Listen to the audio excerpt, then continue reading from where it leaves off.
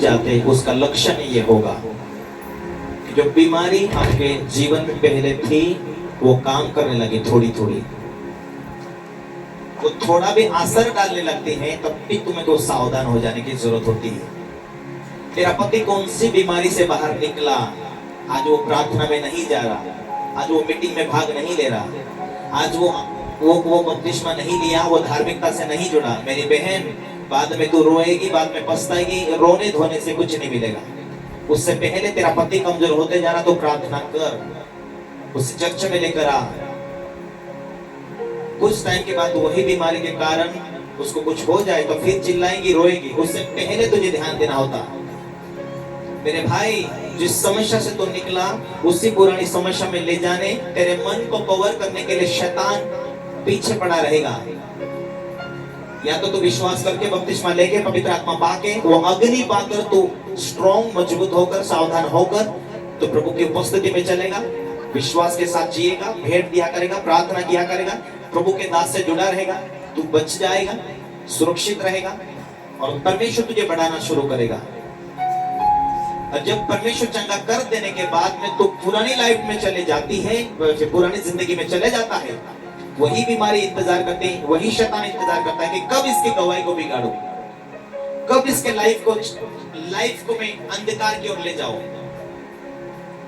तुझे जल्दी इसलिए वो मारना चाहता है और लोगों के मुंह से शैतान ये सुनवाना चाहता है कि कहां गया तुम्हारा यीशु, विश्वासित थे तुम, पर ये घटना क्यों घटी तुम्हारे घर में, ये मुश्किल क्यों आई तुम्हारे घर में। यीशु के नाम को, जो यीशु नाम तुम्हारे होठों पर, जो यीशु नाम तुम्हारे मन में, दिल में, उस नाम की बदनामी करने के लिए शैतान पूरा कोशिश करता, पूरा जोर लगा देता है, तुम्हारा ध्यान भटकाता पहले। उस टाइम में तुम चौकसी हो जाए तो आपके लिए भली बातें हैं।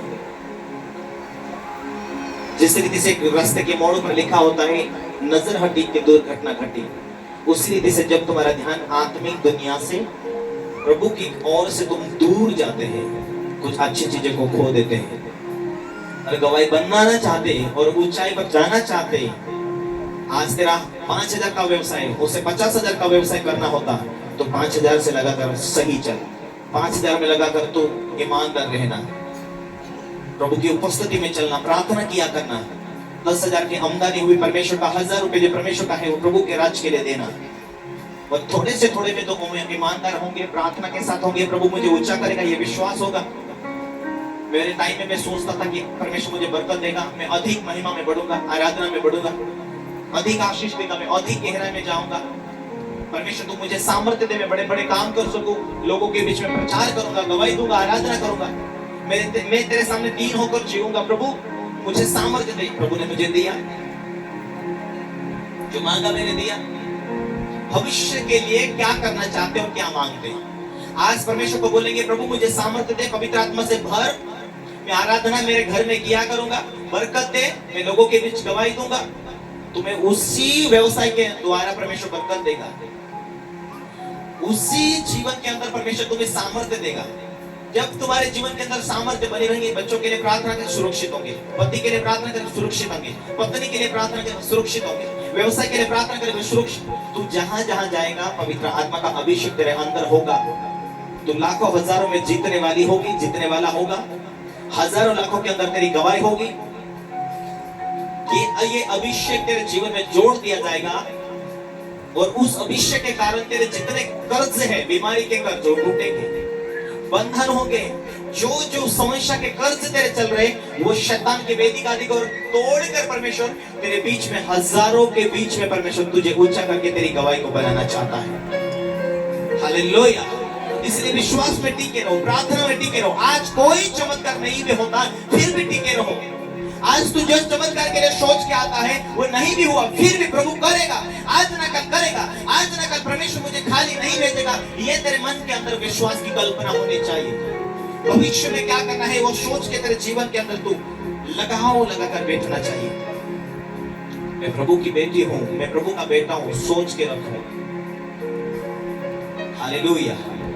तेरे मोहल्ले से 50 जन मिट्टी में जाने वाले थे और आज 50 में से तू एक खेला ही रहा होगा। वो 50 नहीं आते हैं, लेकिन तू प्रभु के साथ में अच्छा खड़ा रहेगा, 50 की और तेरा ध्यान नहीं होगा। तेरा ध्यान यदि पतरस के समान प्रभु की ओर होगा तब तक तू चलेगा। तेरा ध्यान दुनिया में जाएगा तो पतरस के समान प्रभु तू कहाँ है, मैं डूबने लगा बोलेगा। तुम्हारा ध्यान यदि प्रभु के साथ में होगा तो 50 मीटिंग में आते या अकेला में मीटिंग में जा रहा, वो ध्यान होगा। ये लोग दान देते कि नहीं देते, लेकिन मैं दे रहा हूं, वो ध्यान होगा। मेरे से परमेश्वर क्या चाहता है, वो ध्यान होगा तेरा। Hallelujah, hallelujah. एक एक वचन की बाढ़ लगाते रहो, वचन में चौकसी रखोगे, चर्चा आया करेंगे, चमत्कार होगा। चर्चा आया करेंगे, परमेश्वर जरूर बरकत देगा। मेरे बंधन टूटेंगे, आशीष जरूर परमेश्वर देगा।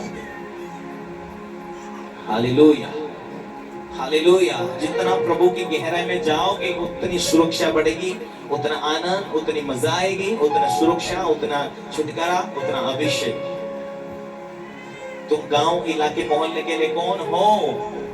जब तुम सोओगे प्रार्थना के साथ में, तुम्हें गांव के अंदर तुम्हारे अड़ोस पड़ोस वाले के लिए भविष्यवाणी करने वाले लोग होंगे।